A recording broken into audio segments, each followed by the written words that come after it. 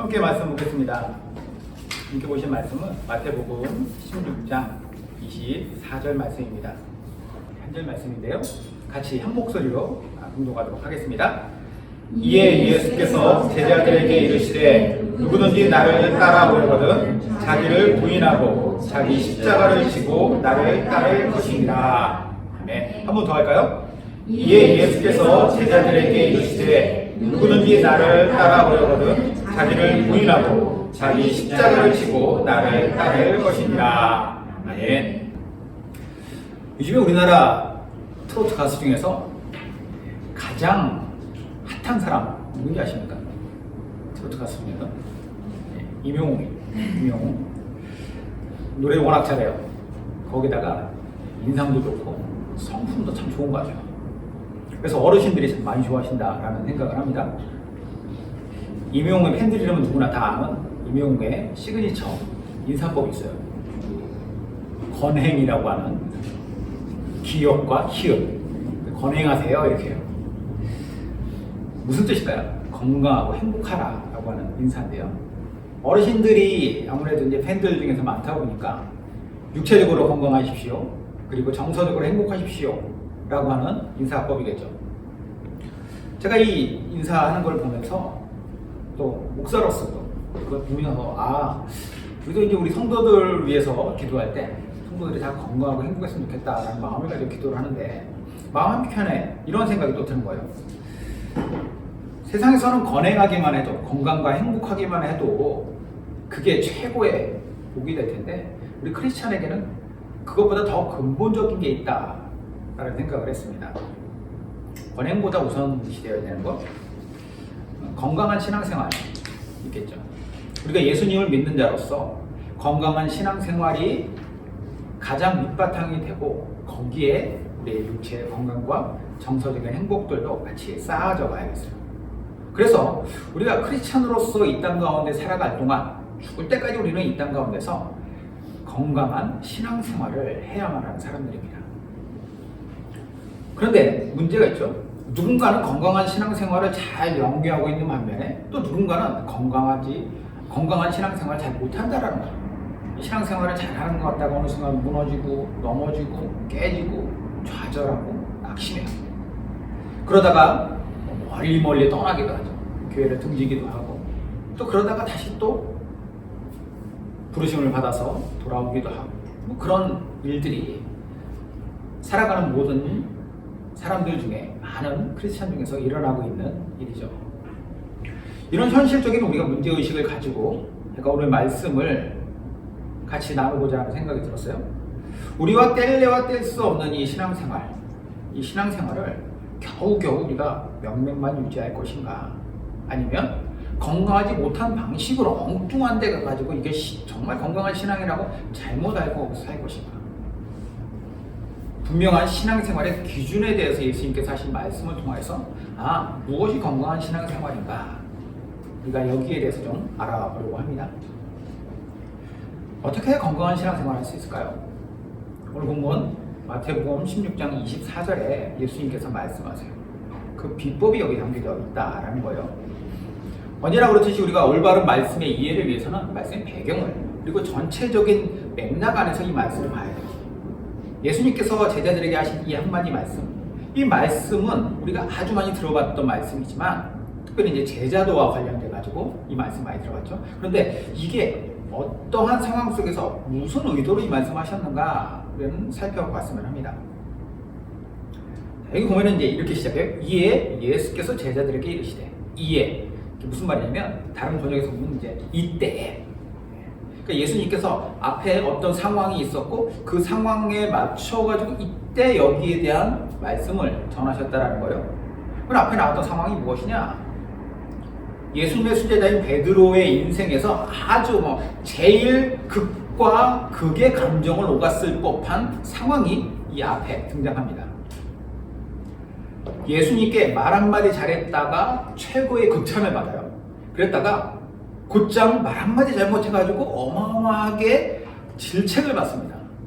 베드로가 예수님에 의해서 들어 떠났다. 예수님이.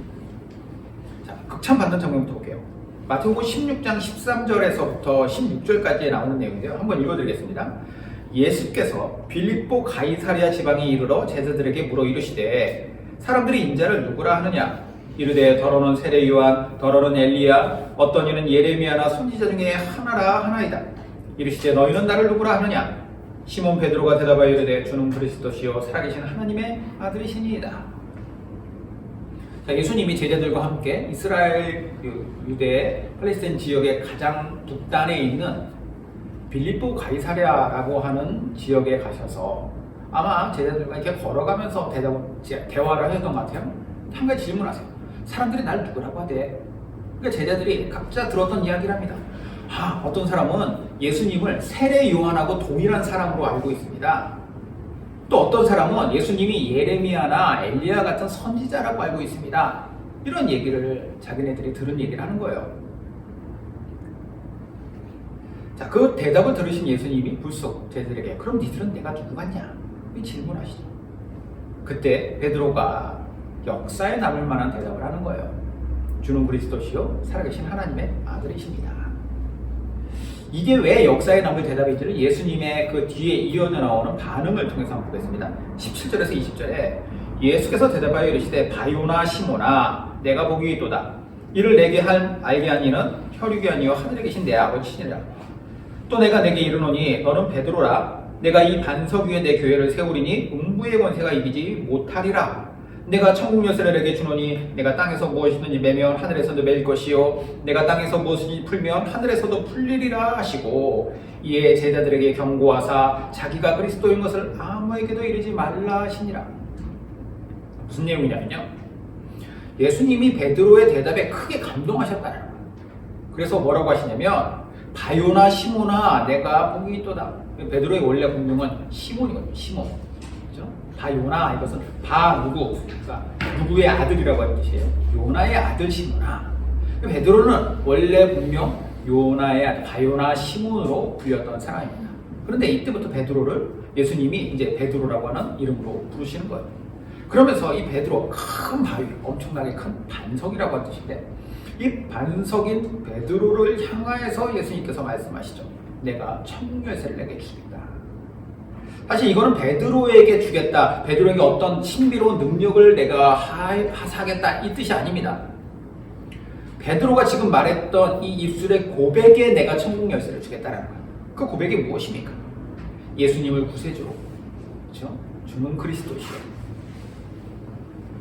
헬라어의 그리스도는 히브리어의 메시아이십니다. 주는 메시아이십니다. 그리고 하나님의 아들이십니다 라고 하는 것은, 살아계신 하나님의 아들이라고 하는 것은 하나님이 우리의 주이시기 때문에 당신도 나의 주님입니다. 왕의 아들을 또 동일하게 내가 주인으로 섬기는 하나님의 백성이 하나님의 아들 예수님을 바라볼 때는 그분도 나의 주인이라는 뜻이에요. 이러한 신앙 고백 위에 이제 교회가 세워지죠. 그래서 예수님 교회에 대한 이야기를 하시잖아요. 그리고 이 교회에 무엇을 주세요? 천국 열쇠를 주시는 거예요. 영혼을 구원하시는 놀라운 구원의 축복이 여기 있다는 거죠. 그러니까 베드로의 입에서 이러한 주님의 위대한 일에 관한 이야기를, 그 고백을 베드로가 하다 보니까 예수님이 거기에 대해서 엄청나게 베드로를 향하여서 한 것처럼 보이는 놀라운 극찬을 하신다라는 거예요. 그러니까 이것에 매개체가 된 베드로가 얼마나 어깨가 으쓱하겠어요. 다른 제자들도 다 베드로 어떻게 저런 얘기를 다 할 수 있어? 생각해요. 사실 하나님께서 그 입술에 이런 고백을 주신 것이다 예수님도 말씀하시지만, 어쨌든 베드로가 이런 영광스러운 예수님의 말씀을 들으면서 한껏 이제 막 기분이 업돼 있었는데 이 분위기에 도취되었던 탓일까요? 베드로가 이어지는 예수님의 말씀에 아주 다른 생각, 그러니까 예수님이 원치 않는 대답을 또 하게 되는 것이 뒤에 이어집니다. 예수님께서 베드로의 이 이야기, 주는 그리스도시요 살아계신 하나님의 아들이십니다 라고 하는 신앙의 고백을 들으셨잖아요. 그것을 바탕으로 예수님이 이제부터 본격적으로 자신이 하실 일에 대해서 제자들에게 처음으로 말씀하세요. 21절과 22절 보면은 이때로부터 예수 그리스도께서 자기가 예루살렘에 올라가 장로들과 대제사장들과 서기관들에게 많은 고난을 받고 죽임을 당하고 제3일에 살아나야 할 것을 제자들에게 비로소 나타나시니. 자, 예수님께서 앞으로 당하실 일에 대해서 얘기를 하신 거예요. 그러니까 22절에 베드로가 이렇게 얘기해요. 베드로가 예수를 붙들고 항변하여 이르되 주여 그리 마옵소서 이 일이 결코 주께 미치지 아니하리이다 라고 대답을 한 거예요. 베드로 입장에서는 예수님을 위한다라고 하는 생각에서 한 얘기죠. 예수님이 앞으로 이 많은 그러니까 이제까지 예수님을 미워하면서 계속 책잡으려 했었던 그 사람들한테 예수님이 잡혀서 고난당하고 죽을 것이다 이 얘기를 하시니까 베드로 입장에서는 우리의 스승님 방금 전까지 나를 이렇게 극찬하셨던 그분 앞에 내가 할 수 있는 거 내 목숨이라도 바쳐서 이 일을 맡겠습니다 라고 하는 거예요. 그런데 그 말씀을 들으신 예수님이 하시는 말씀이 있어요. 23절에 예수께서 돌이키시며 베드로에게 이르시되 사탄아 내 뒤로 물러가라 너는 나를 넘어지게 하는 자로다 내가 하나님의 일을 생각하지 아니하고 도리어 사람의 일을 생각하는도다. 이 분위기가 이 순간 완전히 쌓여진 거야. 베드로가 어마어마하게 당황했겠죠. 이 베드로가 나쁜 의도로 얘기한 겁니까? 아니잖아요. 예수님을 위하는 얘기였어요. 아무것도 모르는 제자들 입장에서 이런 생각을 했어요. 예수님 방금 전까지 베드로한테 막 뭐 천국 열쇠 얘기하시고 막 그랬다가 갑자기 사탄아 물러가라라고 하시니 조울증인가?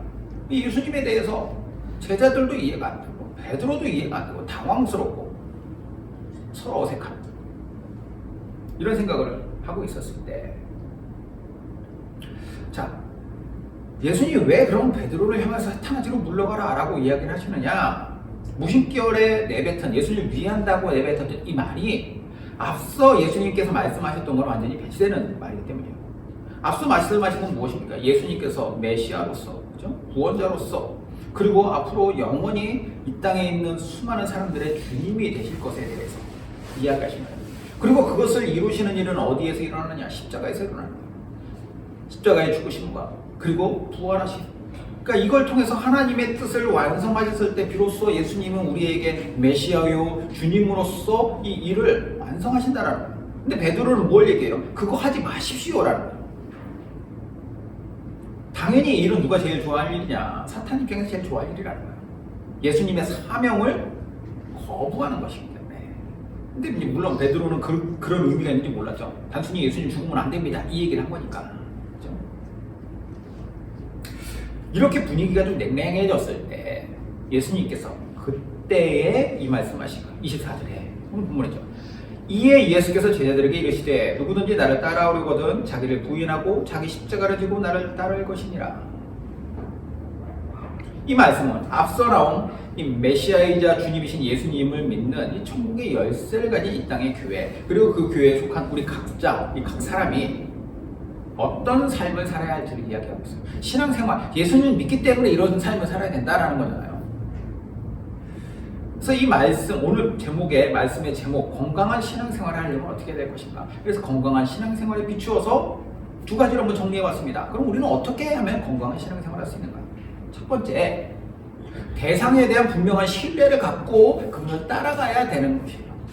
건강한 신앙생활은 대상에 대한 분명한 신뢰가 필요합니다. 우리가 신앙생활한다는 것은 어떤 대상을 믿는다는 거죠. 그죠? 그 믿는다라고 하는 의미는 뭐가 있어요? 아주 기초적인 거, 그분의 실존성, 실제로 그분이 존재하시는 거예요. 그죠? 그분의 정체성, 그분은 어떤 분이시다. 뿐만 아니라 그분의 말씀, 그분의 행동, 이런 것들에 대해서 우리가 신뢰하며 따라가는 거예요. 이게 신앙생활이죠. 그런데 그분에 대한 신뢰가 무너진다. 건강한 신앙생활이 이루어지겠습니까?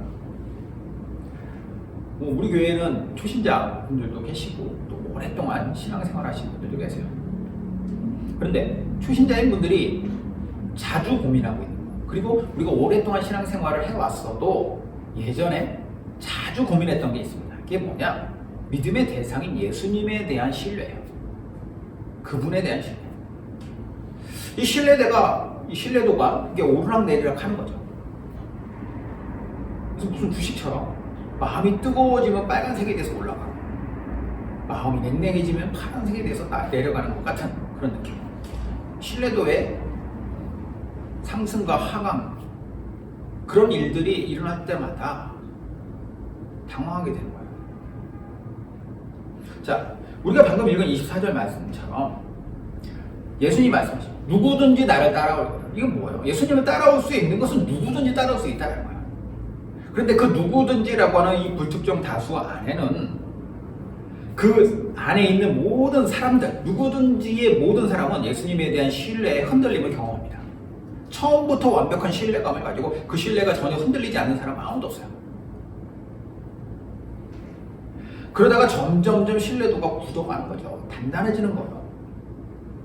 그랬을 때 예수님에 대한 신앙생활, 그분을 믿는 믿음 생활이 조금씩 더 성숙해지는 거죠.